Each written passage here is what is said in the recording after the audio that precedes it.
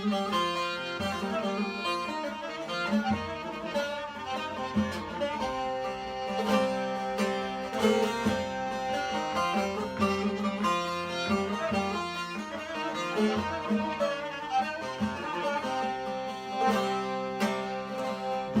Canan geldi bize, dudak saki diller meze.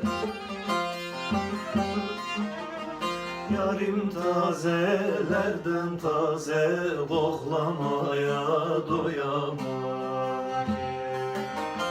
Yarim tazelerden taze, koklamaya doyamam.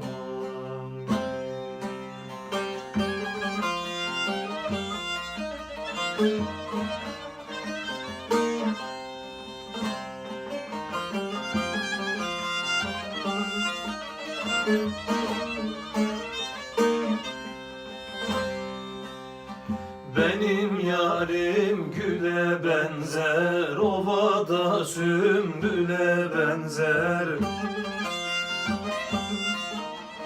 Şahıyan bülbüle benzer, sohbetine doyamam.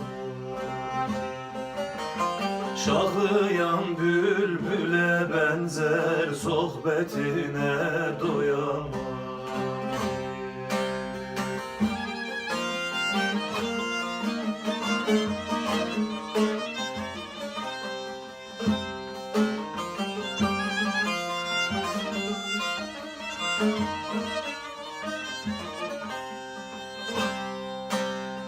Bozucuya dahil miyim, uyur gezer gafil miyim?